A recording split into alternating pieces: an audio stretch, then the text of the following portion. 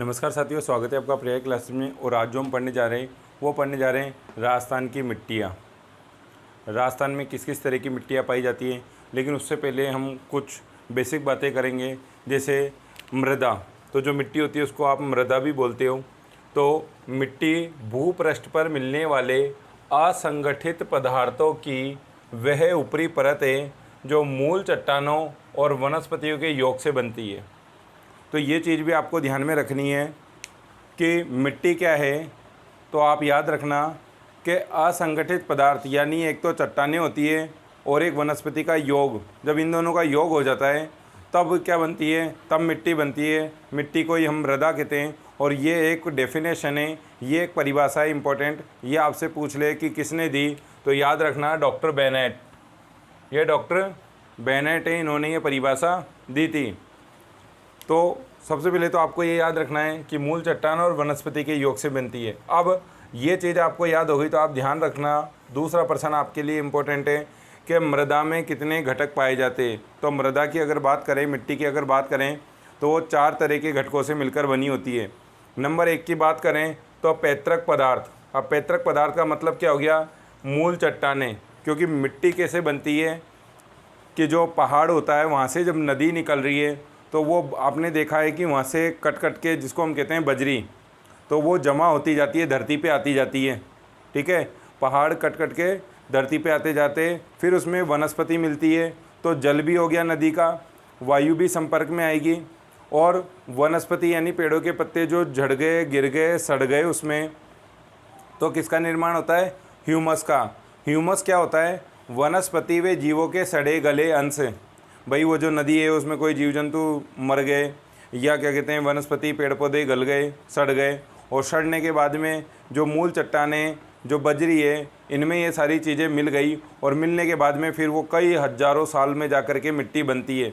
इसलिए एक बात ध्यान रखना, कभी आ जाए आपसे पूछ ले क्या मिट्टी का निर्माण किया जा सकता है क्या, तो हम मिट्टी का निर्माण नहीं करेंगे, मिट्टी का निर्माण नहीं हो सकता। ठीक है, एक असंभव क्रिया ही मानी जाती है। क्यों? क्योंकि मिट्टी का निर्माण एक धीमी प्रक्रिया है। इसको बनने में, मिट्टी बनने में हज़ारों साल लग जाते हैं। जो चट्टान है वो जल और वायु के संपर्क में और ह्यूमस मिलने के बाद हज़ारों साल, वर्ष लग जाते हैं, तब जाके वो क्या बनता है, तब जाके मिट्टी के रूप में परिवर्तित होती है। तो अगर यूँ आए मिट्टी का निर्माण संभव है तो ये मान लो कि बड़ा कठिन है, हज़ारों साल लग जाएंगे, हम इतना जिंदा ही नहीं रहते, इसलिए मिट्टी का निर्माण असंभव माना जाता है। ठीक है, फिर मिट्टी को उपजाऊ बनाया जा सकता है क्या, तो आप जानते हो कि मिट्टी में हम उर्वरक मिला करके, खाद वगैरह मिला करके मिट्टी की उपजाऊ क्षमता बढ़ा सकते हैं। तो ये सही कथन है। तो ये चीज़ भी आप ध्यान में रखना। ह्यूमस भी पूछ लेता है कि ह्यूमस क्या है, तो वनस्पति और जीवों के जो सड़े गले अंश होते हैं उसको हम क्या कहते हैं, ह्यूमस। और इसकी वजह से मिट्टी क्या हो जाती है, उपजाऊ हो जाती है। और यही एक कारण है कि आपने जब नदी वाले टॉपिक पढ़े तो उनमें मैंने आपको बताया था, या भारत की जब मिट्टियाँ पड़ी तो मैंने कहा था जलोढ़ मिट्टी, ठीक है, कछारी मिट्टी। तो ये जो मिट्टी होती है जलोढ़ मिट्टी, ये क्या है कि नदियों के द्वारा भाकर लाई जाती है। तो नदियों के द्वारा भाकर लाई जाने से उनमें क्या है कि जो मूल सेन, जो चट्टान हैं, उनके भी अंश होते हैं, जीव जंतुओं के भी अंश होते हैं, वनस्पति के भी अंश होते हैं। तो उस मिट्टी में हमको जो मतलब है अच्छी उपज मिल जाती है, उसमें उत्पादन ज़्यादा होता है। और ये चीज़ें आपको यहाँ से ध्यान में रखनी है। ठीक है, उसमें हमको खाद देने की ज़रूरत भी कम पड़ती है। इसलिए जो मैदानी क्षेत्र है हमारा, उसमें बहुत ज़्यादा फसलें उगती है। तो ये तो थी मिट्टी की बातें, ये इसके घटक। इसके अलावा हम बात करते हैं आगे कि मिट्टी के निर्माण को जो कौन कौन से तत्व है जो प्रभावित करते हैं। तो आगे हम बात कर रहे हैं मिट्टी के निर्माण को प्रभावित करने वाले कारक। कौन कौन से कारक है, तो ध्यान रखना। जनक सेल, यानी जनक सेल मैंने आपको बता ही दिया, सेल यानी चट्टानें। उच्चावच का मतलब है कि जो उबड़ खाबड़ भूमि होती है, ठीक है, तभी तो निर्माण होगा। एक जगह से दूसरी जगह पत्थर लुढ़कते हुए जाएंगे तभी तो टूटेंगे। जलवायु का प्रभाव पड़ेगा, वनस्पति का प्रभाव पड़ेगा, प्राकृतिक वनस्पति कैसी है, और जैविक क्रियाएं, और उनमें लगने वाला समय। तो ये जो सारी चीज़ें ये आपके प्रभावित करने वाले कारकों में आती है। बाई चांस ये कि हमारे यहाँ से प्रश्न देखने को मिले, ये जैसे फर्स्ट ग्रेड के पेपर होते हैं तो वहाँ इस तरह के प्रश्न पूछ लेता है। तो आपके तो कम ही संभावना है, आपके यहाँ से प्रश्न नहीं बनेगा। आपके तो जो राजस्थान की मिट्टी है वहीं से प्रॉपर प्रश्न बनेगा। तो हम आगे चर्चा करते हैं। आगे देखो, हम बात कर रहे हैं मिट्टी का वर्गीकरण। अगर मिट्टी को कितने प्रकार पूछ ले आपके, वर्गीकरण का मतलब है क्लासिफिकेशन। ठीक है, क्लासिफिकेशन ऑफ सॉइल, यानी प्रकार पूछ ले कितने प्रकार की मिट्टी होती है, तो ध्यान रखना रंग के आधार पे। अगर रंग के आधार पे पूछ ले तो ध्यान रखना लाल रंग की, तो आप इजी गोइंग बता सकते हो हमारे जो 7 रंग है तो उसी के अनुसार है, लाल मिट्टी है, पीली मिट्टी है, काली मिट्टी है और भूरी मिट्टी है। तो रंग के आधार पे भी मिट्टी के प्रकार होते हैं। इसके अलावा प्रकृति के आधार पे, प्रकृति का मतलब है कि जो मिट्टी है वो किस तरह की मिट्टी है, उपजाऊ मिट्टी है या अनुपजाऊ मिट्टी है, ठीक है, उसमें खेती कैसे होएगी। तो दोमट मिट्टी, लवणीय मिट्टी, रेतीली मिट्टी और क्षारीय मिट्टी। तो जो प्रकृति है, प्रकृति का मतलब होता है गुण, ठीक है, प्रकृति का मतलब क्या हो गया, गुण, कि मिट्टी का गुण कैसा है। तो दोमट मिट्टी है कि लवणीय मिट्टी है, रेतीली मिट्टी और क्षारीय मिट्टी है, तो ये प्रकृति के आधार पर है और ये रंगों के आधार पर, ये आप इसमें ध्यान रखना।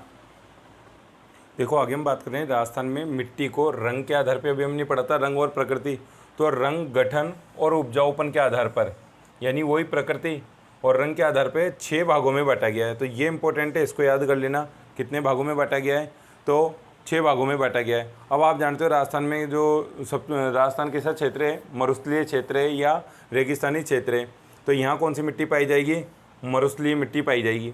फिर दूसरी लाल और पीले रंग की मिट्टी पाई जाएगी, क्यों, क्योंकि जिसे अरावली जो पर्वत है, अब लाल मिट्टी कहाँ पाई जाती है आप थोड़ा समझना भी, एक एक को डिटेल में भी हम चर्चा करेंगे। तो जो लाल मिट्टी वो पर्वतीय क्षेत्र में पाई जाती है, तो यहाँ से अरावली पर्वतमाला निकलती है, यानी यहाँ पे लाल मिट्टी भी देखी जाएगी, ठीक है। और जो हल्दी घाटी भी राजस्थान में आपने देखा मेवाड़ में कि हल्दी घाटी का युद्ध, तो हल्दी कैसे रंग की होती है, पीले रंग की, तो लाल और पीली मिट्टी। लेटराइट मिट्टी, तो लेटराइट मिट्टी भी यहाँ पे पाई जाती है, जो ईंट के आकार की, ईंट के रंग जैसी होती है, ठीक है। फिर है मिश्रित लाल व काली मृदा, यानी काली और लाल मिट्टी मिल गई, तो उसको फिर हमने कह दिया मिश्रित लाल और काली मिट्टी। फिर प्योर काली मिट्टी, क्या सिर्फ काली काली रंग के मिलेगी, जिसको हम काली मिट्टी कहते हैं, जो कपास के लिए अच्छी होती है।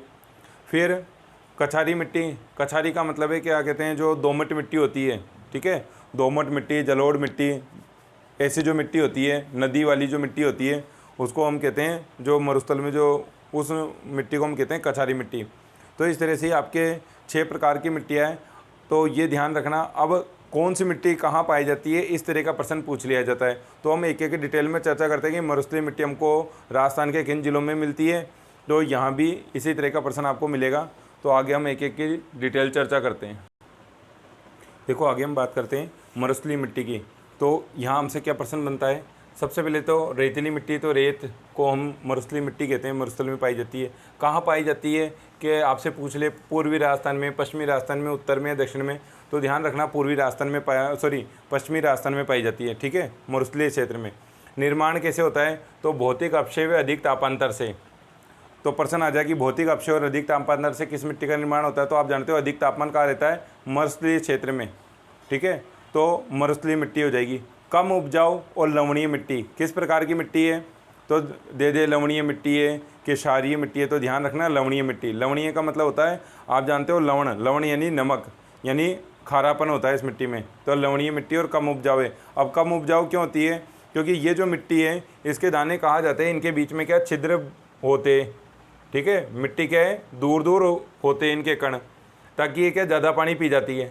अब अगर मिट्टी बिल्कुल यूँ बारीक होती है, जो काली मिट्टी वगैरह की बात करें, तो कहते हैं कि उनकी जो जल धारण क्षमता वो ज़्यादा है, क्योंकि अब अगर आप देखो, अब इसमें से पानी बहुत कम मात्रा में नीचे जाएगा, और जबकि ये जो मरुस्थलीय मिट्टी है इस तरह से होती है, तो इसमें क्या है कि पानी हम डालते हैं, इसलिए ये क्या होती है, कम उपजाऊ, इसमें उपज कम हो पाती है। लवणीय मिट्टी है, जल धारण की क्षमता कम है, मैंने आपको बता दिया, क्योंकि इस मिट्टी के जो कण हैं वो दूर दूर होते हैं, इसलिए इसकी जल धारण क्षमता कम होती है। हम पानी डालते हैं और वो पानी बह करके मतलब ज़मीन में रिस जाता है, अंदर चला जाता है। और जल अवशोषण की क्षमता अधिक होती है, यानी जल को पीने की क्षमता अधिक है, ज़्यादा जल पी जाती है। और धारण का मतलब होता है उसको रोके रखना, तो उसको रोक के नहीं रख पाती है, इसलिए यहाँ पे जो कम मतलब जिनको कम पानी चाहिए ऐसी फसल ही हम बोते हैं। और वो वाला डिस्कशन हमने जो क्या कहते हैं कृषि वाला है, राजस्थान की कृषि और फसलें, वहाँ ये चीज़ डिस्कस की है कि मरुस्थलीय भाग में हम जो बाजरा है जिसको कम पानी की आवश्यकता है, इस तरह के खाद्यान्न फसल बोते हैं। फिर देखो जिले पूछ सकता है आपसे, ये इंपॉर्टेंट चीज़ है, तो कोई कठिन नहीं है। यहाँ आपने याद रख लो पश्चिमी राजस्थान, और पश्चिमी राजस्थान में कौन कौन से ज़िले आते हैं। अगर हम ये बात करें तो ये पश्चिम राजस्थान में आपने देखा है कि बॉर्डर के टच में गंगानगर, तो क्योंकि वहाँ नहर आ चुकी है, तो उसके बाद में आपके क्या बचा, बीकानेर, बीकानेर के बाद में आपके बचा जैसलमेर, जैसलमेर के बाद में बचा बाड़मेर, बाड़मेर के आगे बचा जालोर। तो अगर आप इस तरह से मैप में एक बार बना लोगे तो फिर आपको ये समस्या नहीं आएगी। इधर से हम बात करें जैसलमेर, बीकानेर, इधर आगे चले तो इधर आ जाएगा आपके क्या जोधपुर, जोधपुर से इधर आगे चलेंगे इधर आ जाएगा नागौर, ठीक है, चूरू और झुंझुनू। तो चूरू और झुंझुनू कैसे कि ये जो हमने मैप बनाया, देखो ये राजस्थान का मैप बनाया, तो इस मैप में क्या है, आप जानते हो कि अरावली पर्वतमाला इस तरह से जा रही है, तो इस तरह से जा रही है, तो ये अरावली पर्वतमाला के इधर वाला क्षेत्र तो मरुस्थलीय नहीं होगा, और यहाँ पे क्या हो रहा है, मरुस्थल का प्रसार होता जा रहा है, यानी अरावली पर्वतमाला के जो पश्चिम वाला भाग है वहाँ पे हमको मिट्टी देखने को मिलती है। तो ये इस तरह से आप आसानी से याद रख सकते हो कि जैसलमेर, बाड़मेर, बीकानेर, इसके अलावा फिर इधर जालोर, फिर जोधपुर, नागौर, चूरू और झुंझुनू। तो चूरू और झुंझुनू में भी है, तो ये चीज़ याद कर लेना, क्योंकि ये तो अक्सर सबको ही पता होता है, यहाँ पे कन्फ्यूज़न हो सकता है। तो आप ये ध्यान रखना कि चूरू और झुंझुनू में ये मिट्टी पाई जाती है। आगे बात करते हैं हम दूसरी मिट्टी के बारे में। देखो आगे हम बात करें लाल पीली मिट्टी की, तो इसका जो निर्माण है वो ग्रेनाइट, शिस्ट और नीस की चट्टानों से होता है। मैंने आपको पहले भी बताया था कि जो लाल मिट्टी है वो हमको कहाँ देखने को मिलेगी, जो मतलब हमारे क्या कहते हैं पर्वतीय क्षेत्र होगा, अरावली पर्वतमाला का, वहाँ मिलेगी। और चूना और नाइट्रोजन की इसमें क्या होती है, कमी होती है। तो आप ऐसे याद रख सकते हो कि हमारा जो मेवाड़ वाला क्षेत्र है, ठीक है, और वहाँ के लोग क्या है, बड़े वफादार हैं महाराणा प्रताप के प्रति, और वो महाराणा प्रताप को क्या नहीं लगाते, चूना नहीं लगाते, और कभी ना नहीं करते, भले ही उनको मरने के लिए भी कह दें। तो चूना और नाइट्रोजन तत्व की इनमें क्या है, कमी पाई जाती है। लोह अंश के कारण, ठीक है, लोह अंश के कारण इसका रंग है वो लाल रंग का होता है। और आप जानते हो कि लोह, हमारे जो हीमोग्लोबिन होता है बॉडी में, अगर हमारे शरीर में खून की मात्रा अधिक होगी तो हम भी लाल लाल दिखेंगे टमाटर के जैसे, नहीं तो हम भी काले काले या वैसे दिखेंगे, मतलब बिल्कुल सफ़ेद, ठीक है। तो लोह अंश की उपस्थिति के कारण क्या होता है, इसका रंग लाल होता है। तो ये एक इसमें इंपॉर्टेंट प्रश्न ये पूछ लिया जाता है, कई बार पूछा गया है, लाल मिट्टी का रंग किस कारण से लाल होता है, तो वहाँ लोहा दे देगा, लोह तत्व की वजह से, तांबा दे दे, चांदी दे दे, तो ध्यान रखना लोहे की वजह से। कम उपजाऊ, ठीक है, ज़्यादा अच्छी मिट्टी नहीं है लेकिन फिर भी ठीक है, तो कम उपजाऊपन होता है, मूंगफली और कपास के लिए उपयुक्त है, यानी इसमें मूंगफली और कपास की फसल अच्छे से हो जाती है। और ये हमारे कहाँ पाई जाती है, तो ये हमारे जो दक्षिण वाला राजस्थान है, दक्षिणी राजस्थान के लगभग वाले जो क्षेत्र है, तो मैं जैसे भी आपको बताया अरावली पर्वतमाला या मेवाड़ बताया, तो सवाई माधोपुर, ठीक है, सवाई माधोपुर ले लो, सिरोही ले लो, वहाँ पे भी आप जानते हो पहाड़ है, तो सवाई माधोपुर, सिरोही, उदयपुर, भीलवाड़ा और राजसमंद। तो इस तरह से ये वाले जो ज़िले, तो ये तो सारे आप जानते हो महाराणा प्रताप से ही संबंधित हो गए, हमारे उदयपुर, भीलवाड़ा, राजसमंद, ठीक है। अब सिरोही और सवाई माधोपुर ये और आप ध्यान रखना। तो इस तरह से अगर आप ये याद रखते हो तो ये आपके लाल और पीली मिट्टी आपको आसानी से याद रह जाएगी। आगे हम बात करते हैं लेटराइट मिट्टी के बारे में। देखो आगे हम बात करें लेटराइट मिट्टी की, तो देखो लेटराइट मिट्टी कैसी होती है, तो ईंट जैसे रंग की होती है। हमने भारत वाले टॉपिक में भी मिट्टियों के में डिस्कस किया था, आप यहाँ से भी ध्यान रख सकते हो। देखो ईंट, ठीक है, दिखाई दे रहा है ना ईंट, तो लेटराइट मिट्टी कैसी है, ईंट जैसे रंग की है। अब इसमें भी क्या होता है, इसमें भी लोहे तत्व की अधिकता होती है, ठीक है, तो इसका रंग भी लगभग ईंट का रंग आप जानते हो लगभग लाल सा है ना, इस तरह से होता है। तो लोहे तत्व की अधिकता होती है। प्राचीन स्फटिक और कायांतरित चट्टानों के विखंडन टूटने से इस मिट्टी का निर्माण होता है। ये इंपॉर्टेंट बातें, इसको ध्यान रखना है। इससे प्रश्न कई बार पूछ लेते हैं कि लेटराइट मिट्टी में किन तत्वों की कमी होती है, या उपजाऊ बनाने के लिए आप कौन से मतलब उर्वरक काम में लोगे, तो ध्यान रखना नाइट्रोजन, फास्फोरस और ह्यूमस, इनकी क्या पाई जाती है, इसमें कमी पाई जाती है। इसलिए ये मिट्टी क्या होती है, कम उपजाऊ होती है, ठीक है, क्योंकि पेड़ों को बढ़ने के लिए नाइट्रोजन बहुत ज़रूरी होता है, तो कम उपजाऊ होती है। पर फिर भी क्या है कि मक्का, चावल और गन्ना, इनके लिए ये क्या है, एक अच्छी मिट्टी मानी गई है। मक्का, चावल और गन्ना यहाँ पे हम पैदा कर सकते हैं। और ये हमको राजस्थान के किन ज़िलों में देखने को मिलती है, तो आप याद रखना, एक तो डूंगरपुर, ठीक है, सबसे ज़्यादा एक तरह से डूंगरपुर में, तो डूंगरपुर हो गया। इसके अलावा दक्षिण और मध्य का उदयपुर हो गया, और दक्षिणी आपके क्या हो गया, राजसमंद हो गया। तो ये 3 ज़िले तो आप आसानी से याद कर सकते हो कि डूंगरपुर, उदयपुर और राजसमंद, और इनका भी दक्षिण वाला भाग, और यहाँ पे डूंगरपुर आ जाएगा। तो इस तरह से लेटराइट मिट्टी आप याद कर सकते हो। आगे हम चौथी मिट्टी जो हमारी है उसके बारे में बात करते हैं। देखो आगे हम बात करते हैं मिश्रित लाल व काली मिट्टी की। तो इस मिट्टी में भी चूना, नाइट्रोजन और फास्फोरस की कमी होती है, ठीक है, क्योंकि अभी हमने लाल या लेटराइट मिट्टी में भी देखा था, तो देखो लाल आ रहा है यहाँ पे भी, तो वहाँ से आप अंदाज़ा लगा सकते हो। फिर कण बारीक होते हैं इसके, ये चीज़ आप ध्यान रखना, क्योंकि काली मिट्टी आ रही है और काली मिट्टी के कण कैसे होते हैं, तो बारीक होते हैं। और लाल मिट्टी भी क्या चिकनी मिट्टी होती है, इसको हम क्या कहते हैं, चिका युक्त, चिकनाई वाली मिट्टी होती है, और जो चिकनाई वाली मिट्टी होती है उसके हमेशा कण बारीक होते हैं, ये ध्यान रखना। फिर है मिट्टी, उपजाऊ मिट्टी है, ठीक है, और गन्ने और मक्के की फसल के लिए अच्छी मानी जाती है। इस प्रकार की मिट्टी हमको कहाँ देखने को मिलती है, तो आप ध्यान रखना बांसवाड़ा में, पूर्वी उदयपुर में, डूंगरपुर में, भीलवाड़ा में और चित्तौड़गढ़ में। तो यानी एक तरह से देखा जाए तो हमारा जो दक्षिण और पश्चिम वाला रास्ता है वहाँ इस तरह की मिट्टी हमको देखने को मिल रही है। तो बांसवाड़ा, डूंगरपुर, भीलवाड़ा, चित्तौड़गढ़ ये मेन ज़िले, इनको आप ज़रूर याद कर लेना। आगे हम बात करते हैं हमारी नेक्स्ट मिट्टी काली मिट्टी के बारे में। देखो आगे हम बात करें काली मिट्टी के बारे में, और काली मिट्टी आप जानते हो बहुत उपजाऊ होती है।